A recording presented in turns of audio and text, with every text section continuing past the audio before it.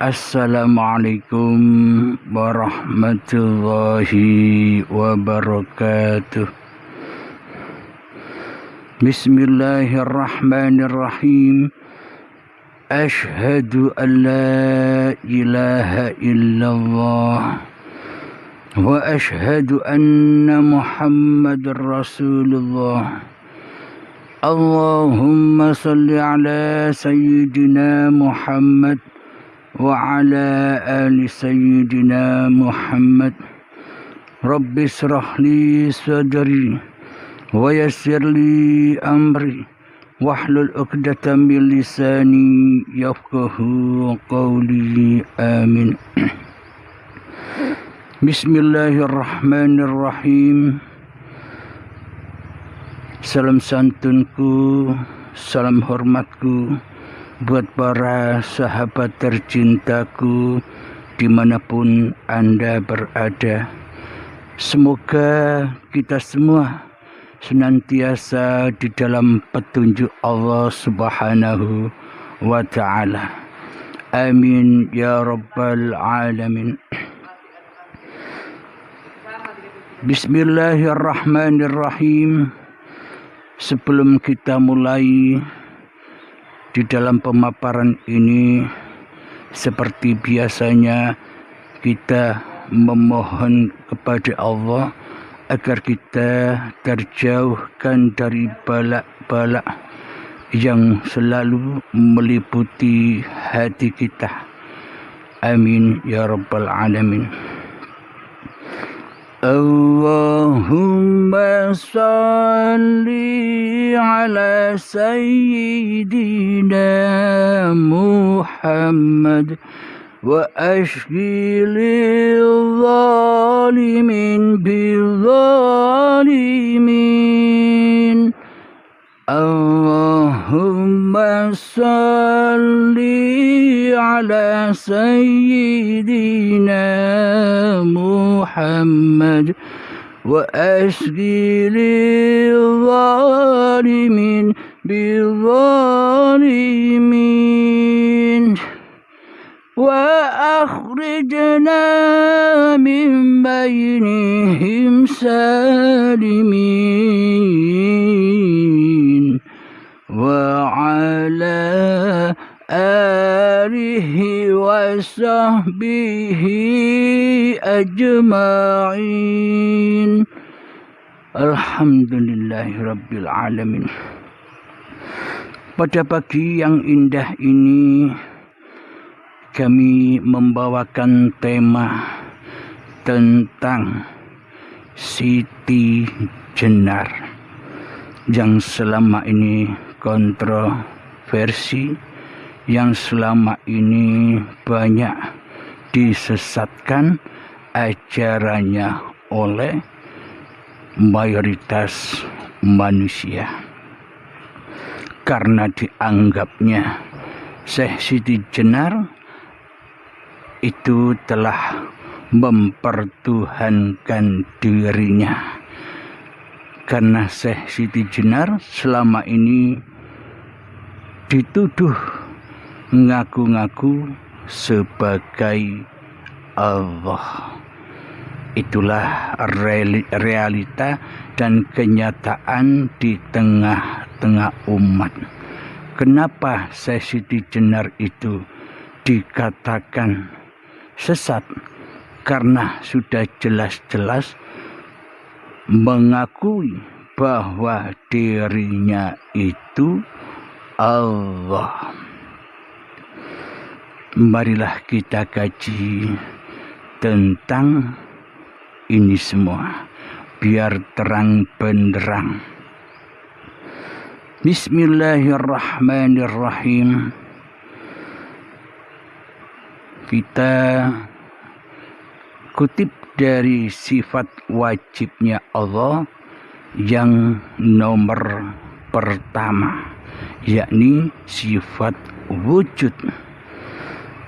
Bagi hamba Allah, bagi makhluknya Allah, bagi orang-orang yang merasa dirinya dituhani oleh Allah, bagi manusia yang merasa bahwa dirinya itu adalah hanyalah ciptaan Allah, tentunya wajib meyakini bahwa Allah itu maha wujud. Bila kita tidak yakin dan beriman atas kewujudan Allah, apakah mungkin kita disebut sebagai orang yang beriman dan orang yang beragama? Bila di dalam hati kita tidak meyakini kewujudan Allah, lalu apa bedanya diri kita dengan Syekh Siti Jenar? Yang selama ini nyata-nyata Syekh Siti Jenar ngaku-ngaku di dalam hatinya, aku adalah Allah. Nah, seolah-olah kan selama ini kita tak ada bedanya dengan Syekh Siti Jenar. Selama ini kita menyudutkan, selama ini kita merendahkan apa yang diajarkan oleh si Syekh Siti Jenar. Akan tetapi kenyataannya, padahal diri kita sendirilah selama ini yang ngaku-ngaku menjadi Tuhan, yang ngaku-ngaku menjadi Allah, tapi tidak disadarinya. Lalu apa bedanya kita dengan Syekh Siti Jenar?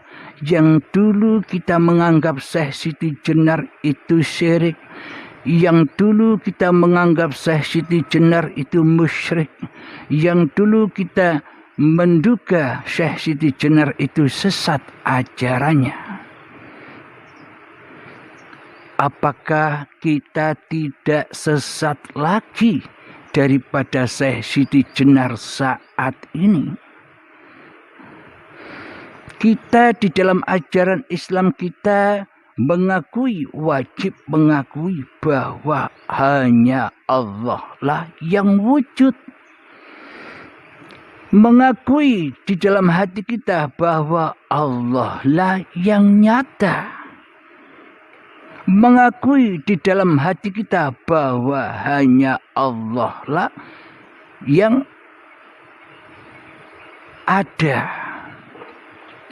Nah, bila di dalam hati kita menyatakan Allah itu gaib, Allah itu tiada, Allah itu tak hidup, Allah itu tak kuasa, Allah itu tak punya kehendak sedikit pun, kekuasaan sedikit pun kepada diri kita.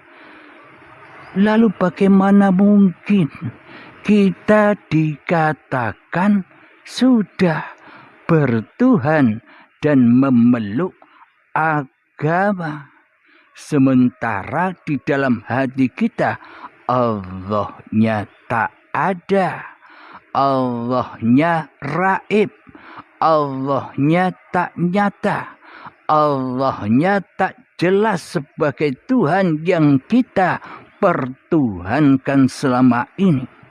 Berarti iman dan akidah kita selama ini lebih rendah dari apa yang kita duga dari sosok Siti Jenar selama ini. Lebih rendah derajatnya dari apa yang kita olok-olok selama ini. Lebih rendah derajatnya dari yang kita cap dengan anggapan sesat selama ini. Bagaimana mungkin tidak lebih rendah kita selama ini di dalam beragama dan bertuhan, bukan kenyataan di dalam hati kita demikian. Kita hanya pengakuan-pengakuan saja di dalam bertuhan dan beragama. Akan tetapi kenyataan di dalam hati kita, siapakah yang wujud menjadi Tuhan di dalamnya? Siapakah yang hidup menjadi Tuhan di dalamnya? Siapakah yang wujud menjadi penguasa di dalam hati kita selama ini? Selama ini yang wujud di dalam hati kita, selama ini yang hidup di hati kita, dan selama ini yang berkuasa di hati kita atas hidup dan badan diri kita, kan diri kita sendiri. Bukan Allah sebagai penciptanya yang berkuasa atas diri kita selama ini. Kita selama ini di dalam bertuhan hanyalah ngaku-ngaku saja, hanyalah pembohong besar, hanyalah pendusta besar di dalam beragama dan bertuhan di hati kita selama ini. Lebih rendah mana anggapan kita kepada sosok Siti Jenar yang berbicara ngaku sebagai Allah, sementara kita selama ini tidak ngaku sebagai Allah, tapi di dalam hati kita tersembunyi Dajjal yang menyerupai Allah. Dajjal yang matanya hanya satu, yang dipandang hanyalah dengan mata dunia, sementara mata akhiratnya, sementara mata hatinya buta sebuta-butanya. Maknanya buta itu apa? Di dalam hati kita yang kita pertuhankan adalah diri kita sendiri. Di dalam hati kita yang kita pertuhankan hanyalah hawa nafsu kita sendiri selama ini. Apakah hal ini lebih baik dari sosok Siti Jenar? Apakah ini tidak terlampau sesat dari apa yang kita tuduh-tuduhkan kepada Siti Jenar selama ini? Ternyata kita yang telah menuduh Syekh Siti Jenar dengan tuduhan sesat, syirik, musyrik, kafir, ternyata selama ini diri kita sendirilah yang musyrik. Ternyata selama ini diri kita sendirilah yang kufur. Ternyata diri kita selama ini, diri kitalah yang mensekutukan Allah di dalam kesetiap harian kita selama ini. Buktinya apa? Buktinya Allah tidak wujud bagi kita. Yang wujud bukan Allah di hati kita. Yang wujud hanyalah diri kita sendiri di hati kita. Yang hidup hanyalah diri manusia kita sendiri di hati kita.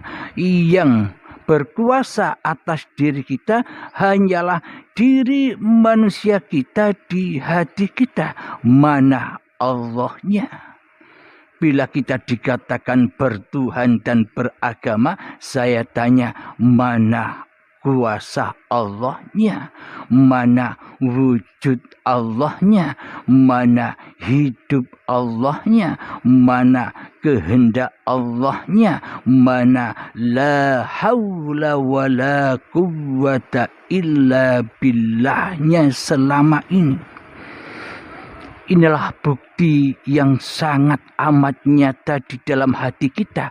Oh, ternyata selama ini aku kufur. Oh, ternyata selama ini aku ateis. Oh, ternyata selama ini aku hanyalah mensekutukan Allah dengan diriku di hatiku sendiri selama ini. Inilah fenomena, kenyataan dan logika yang ada di dalam hati kita bagi orang-orang yang ditunjuki oleh Allah, bagi orang-orang yang dikehendaki menyadari kesalahan-kesalahan hatinya di sisi Allah. Akan tetapi bagi kita yang belum sadar atas itu semua, maka kita dengan tetap sombongnya, dengan membawa akidah dan iman yang salah. Kita akan lebih sombongnya membawa iman kita yang selama ini salah. Dengan sombongnya kita akhirnya merasa benar sendiri. Apakah sifat yang seperti ini tidak sama dengan sifat-sifatnya setan? Yang mana dulu setan diperintah oleh Allah bersujud kepada Adam, tidak mau.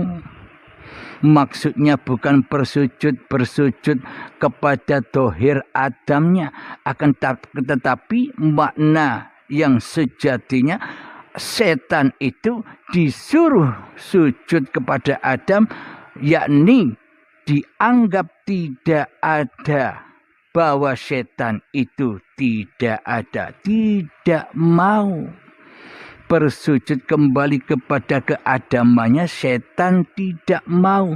Persis dengan apa yang kita rasakan selama ini. Mana mungkin kita mau dikatakan bahwa sesungguhnya manusiaku ini gaib, manusiaku ini Adam, manusiaku ini tiada. Sementara di dalam sifatnya Allah, hanya Allah lah yang maha wujud, hanya Allah lah yang maha hidup, hanya Allah lah yang maha kuasa. Jadi kata maha di sini, tiada yang selain Allah yang mempunyai sifat-sifat itu.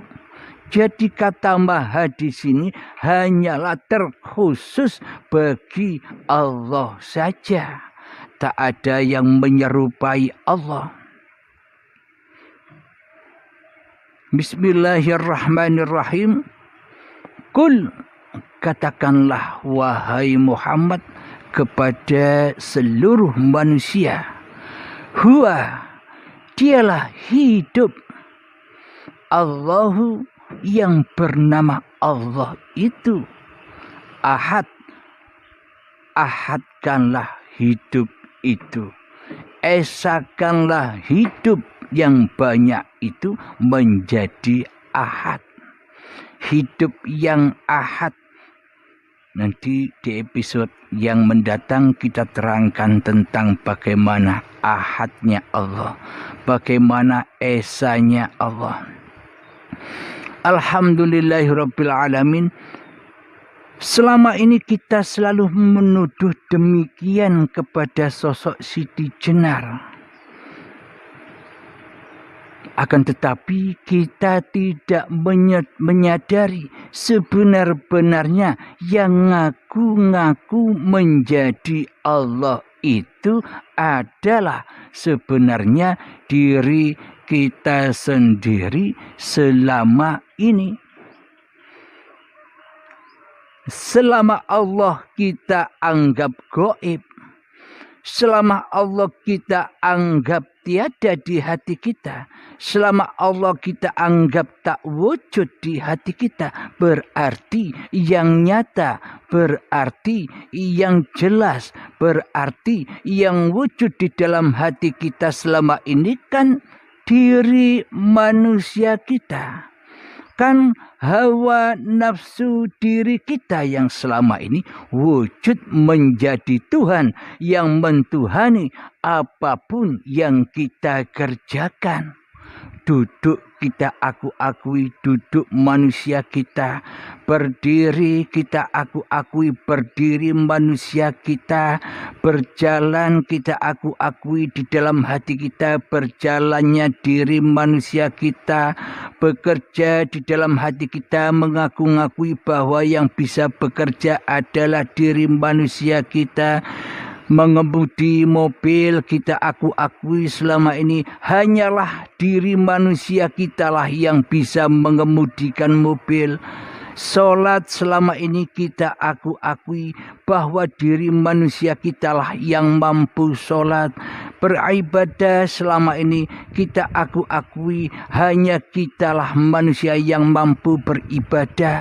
Bila kita dikatakan sebagai hamba yang bertuhan, bila kita dikatakan sebagai hanyalah makhluk, mana kehendak Allah, mana kekuasaan Allah, mana kewujudan Allah atas diri kita selama ini? Coba hayati ini, coba resapi ini. Bila semua yang kita lakukan hanyalah daripada diri kita selama ini, makna bertuhannya di mana? Bila kita sudah mengakui bahwa kita bertuhankan Allah, mana kekuasaan Allah atas diri manusia kita? Apakah kita tidak dikatakan lebih syirik dari apa yang kita anggap selama ini mensyirikan, mensesatkan Siti Jenar selama ini? Ya, kita dikatakan lebih syirik, lebih hina dari apa yang kita anggap. Karena apa? Karena sejatinya diri kitalah yang menuduh inilah yang syirik. Sebelum kita menuduh orang lain, tentunya hati kita sudah berada di lembah dosa dahulu ketimbang orang-orang yang kita tuduh.